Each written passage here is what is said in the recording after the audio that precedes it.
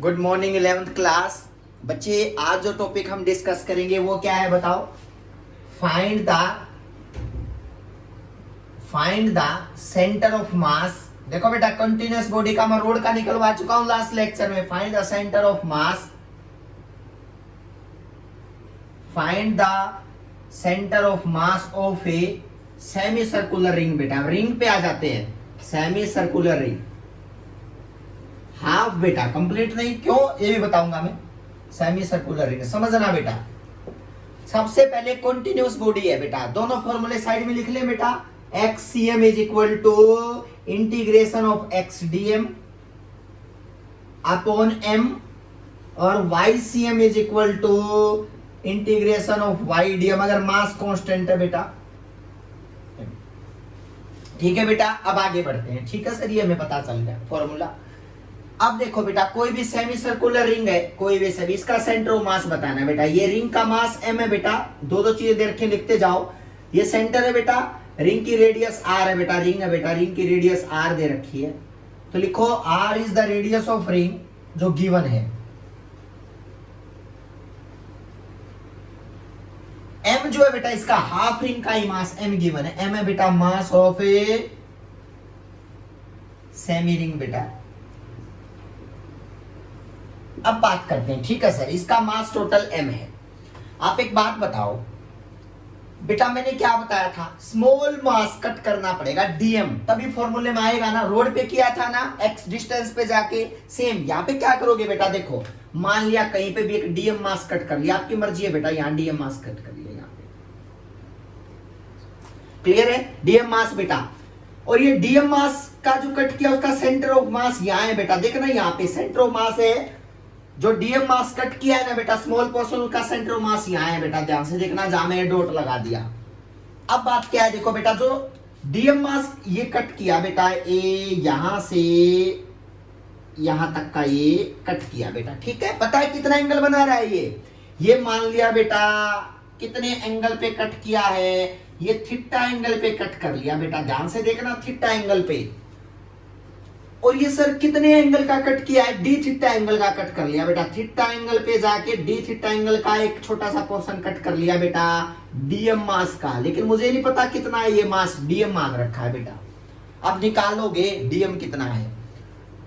अब ठीक है सर, अब देखो बेटा, ये सेंटर ऑफ मास है ना, मैं पहले इसके एक्स और वाई कोऑर्डिनेट लिख देता हूं बेटा। देखो वाई कोऑर्डिनेट, क्योंकि एक्स और वाई सेंटर ऑफ मास की इस पॉइंट का एक्स और वाई तो डिस्टेंस देखनी पड़ेगी ना। तो ये देखो बेटा, ये ऑब्जर्वर है यहाँ पे बेटा, यहां से बताना है मुझे, तो इसका मतलब ऑब्जर्वर यहाँ बैठा है बेटा। ये रेफरेंस बन गया, देखो बेटा ये बन गई वाई एक्सिस, और बेटा ये बन गई एक्स एक्सिस, खुद बताना बेटा। इसका मतलब ये पॉइंट, इसका सेंटर ऑफ मास ये बेटा ना तो एक्स में है ना वाई में, तो इसका मतलब दोनों फॉर्मूले वैलिड होंगे बेटा 100%। तो क्या करोगे बताओ, इसकी लोकेशन देखो बेटा, ये थीटा एंगल है ना, ये लोकेशन यहां से यहां तक की, ये अगर r है तो ये कौन सा कंपोनेंट होगा बताओ, थीटा एंगल वाला, r cos थीटा। ध्यान से देखना बेटा, ये परपेंडिकुलर वाला कौन सा होगा बताओ, r sin थीटा। ध्यान से देखना बेटा, ये r sin थीटा। इसका मतलब इस सेंटर ऑफ मास की स्मॉल पोर्शन का x एक्सिस से डिस्टेंस तो r cos थीटा आ गया। r cos थीटा पुट करो x की तरफ, y की जगह पे क्या पुट करोगे, r sin थीटा। तो अब इसके कोऑर्डिनेट क्या बन गए इस पॉइंट के बताओ, पॉइंट P है ना, इसके कोऑर्डिनेट बन गए r cos थीटा और बेटा r sin थीटा। x और y पुट करते जाना बेटा इनकी जगह पे। अब ठीक है सर, अब पहले डीएम मास तो निकाल के दिखाओ, डीएम कितना। यूनिटरी मेथड बताया था ना, कैसे बेटा, find the value of DM mass बेटा। आपने अगर लास्ट वाला लेक्चर नहीं देखा है तो एक्स और वाई क्या है वो देख लेना बेटा। एक्स और वाई क्या होते हैं, कोऑर्डिनेट होते हैं उस स्मॉल पोर्शन के सेंटर ऑफ मास के बेटा, ओरिजिन से और ऑब्जर्वर से। तो ऑब्जर्वर से इस पॉइंट का ये तो एक्स और ये क्या है वाई, ये थीटा एंगल है ना, R sine theta, R cos theta. आगे बढ़ो बेटा, DM mass, find the value of DM mass. कैसे करोगे बताओ, DM mass, find the value of DM mass.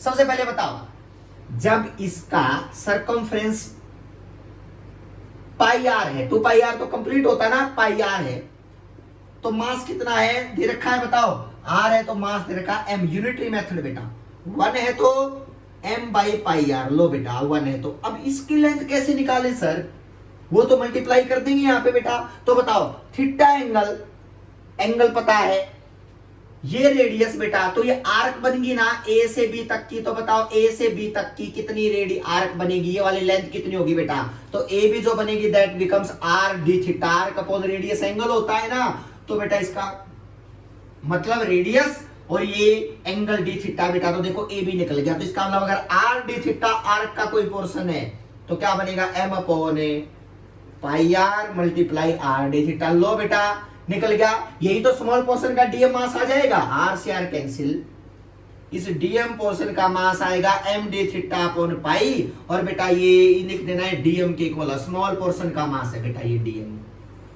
Very good, इसको यहां पुट कर दोगे बेटा, एक्स में निकालना है ना, पहले लोकेशन एक्स में निकाल लेते हैं। लो भाई axiom centre of mass, sir x क्या लोगे, एक्स लेंगे बेटा आर कोस थीटा, डिस्टेंस पे है तो आर कोस थीटा लो बेटा, मल्टीप्लाई डीएम क्या लोगे, डीएम अभी निकाल लिया एम डी थीटा अपॉन पाई।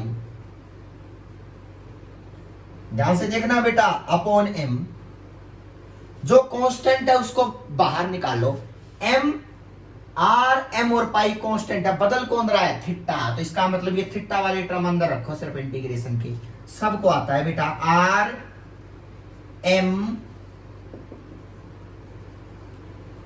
पाई M integration cos theta D theta का बता रहा है। लो भाई लिमिट भी लूंगा, एम से एम कैंसिल बेटा, लो इसको रब कर दिया।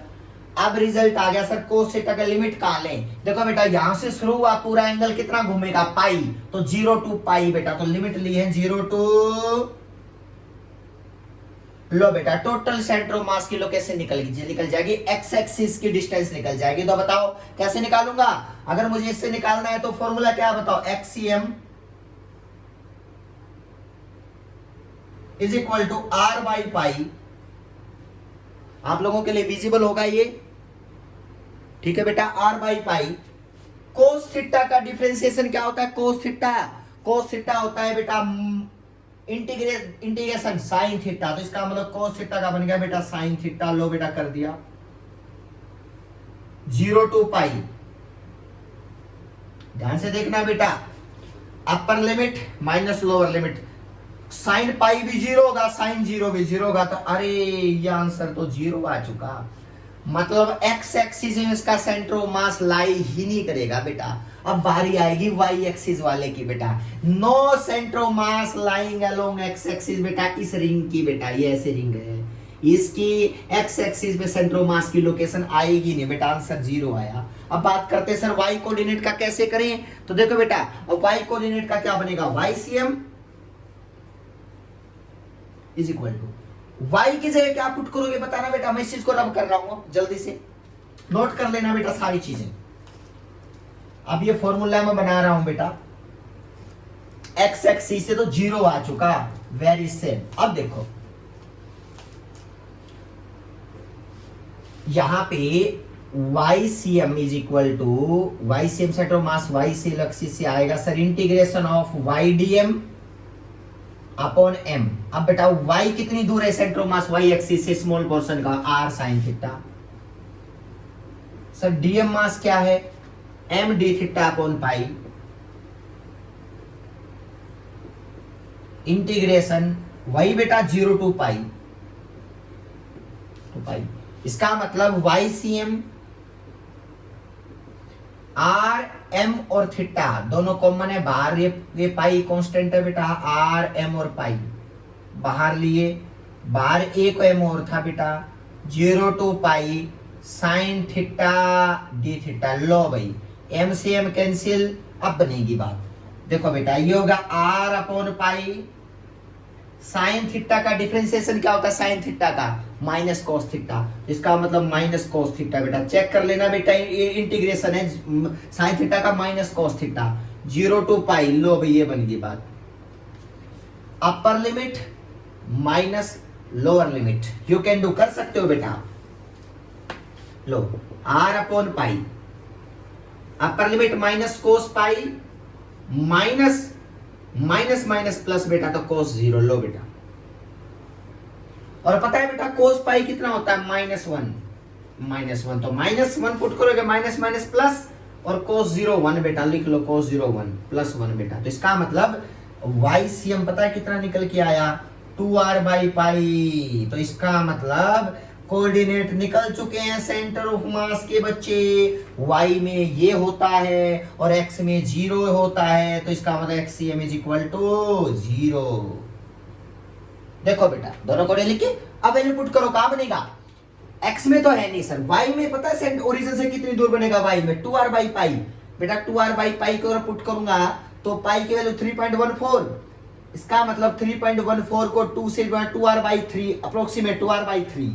तो 2r/3 कहां जाएगा बेटा, ये तो कंप्लीट तो r है, तो इसका मतलब 2r/2 भी नहीं होगा, 2r/3 है, तो इसका मतलब यहां कहीं लाई करेगा इस पॉइंट के ऊपर। और ये डिस्टेंस पता है कितनी लिखोगे बेटा, दैट इज इक्वल टू 2r/पाई। और इस पे सेंटर ऑफ मास की लोकेशन आ चुकी है, आप लोग इस पॉइंट पे फिक्स कर दोगे बेटा, दैट इज सेंटर ऑफ ए मास की लोकेशन। कितनी दूर है सेंटर ओरिजिन से, एक्स एक्सिस का कोऑर्डिनेट कितना 0, वाई में लाई करेगा, वाई एक्सिस पे यहां बनेगा बेटा। तो ये लोकेशन आपको याद रखनी पड़ेगी, कुछ भी प्रॉब्लम नहीं है बेटा। तो आज के बाद सेंटर ऑफ मास की लोकेशन क्या लिखोगे, सेमी सर्कल में। अगर फुल सर्कल है बेटा, फुल सर्कल निकाल लेना, फुल सर्कल के लिए, फुल सर्कल के लिए कहां आएगा बताओ, ओरिजिन पे। अगर कोई फुल सर्कल देना रिंग तो उसका सेंटर ऑफ मास बोल ले तो बेटा ओरिजिन पे लाई करेगा बेटा, तो इसका मतलब उसके दोनों कोऑर्डिनेट आएंगे 0 0। तो फुल सर्कल के लिए XCM भी 0 आएगा, निकाल लेना। मैं तो हाफ बताया बेटा, आपके सिलेबस में हाफ ही है तो इसलिए हाफ बता दिया।